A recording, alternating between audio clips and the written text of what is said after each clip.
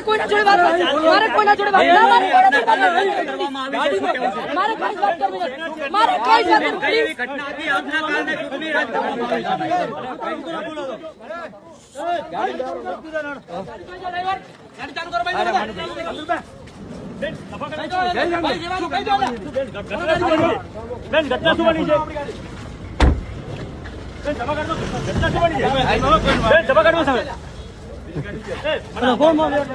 આખરે તાલુકા પંચાયત દિયોદરની ચૂંટણી રદ કરવામાં આવી છે.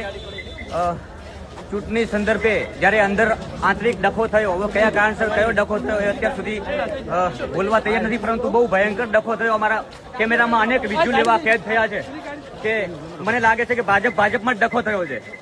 ક્લીન દેખાય છે બધું જ.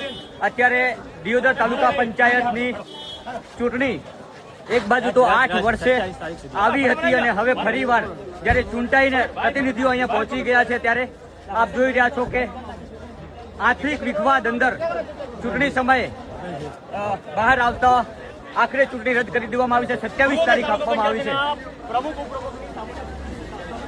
પ્રમુખ ઉપપ્રમુખની ચૂંટણી હતી અત્યારે દિયોદર તાલુકા પંચાયતમાં અને આ ચૂંટણી રદ કરવામાં આવી છે. આંતરિક વિખવાદ લોકતંત્રની હત્યા છે. શું કેવું તમારું? આ લોકતંત્રની હત્યા છે. તાનાશાહી સરકાર આજે જયારે પ્રમુખ ઉપપ્રમુખની ચૂંટણી હતી અને અંદર એક એવો વિખવાદ થયો જે અમારા કેમેરામાં કેદ છે. એ જાણીબુદ્ધિને કરવામાં આવેલો છે. ગમે એમ કરી અને કોંગ્રેસના સભ્યોને તોડવા માટે આ બધો પ્લાન છે અને એમાં આખું તંત્ર આખું આમાં જોડાયેલું જ છે. આ તાનાશાહી સરકાર છે. બરાબર 11:30 વાગ્યાનો ટાઈમ હતો. અમારા સભ્યો ટાઈમસર હાજર થયા છતાં પણ ચૂંટણી હજુ સુધી નથી કરી અને એ પણ ભાજપના અંદરના ડખાના કારણે. હકીકતમાં તાનાશાહી કહેવાય જે લોકતંત્રની હત્યા છે.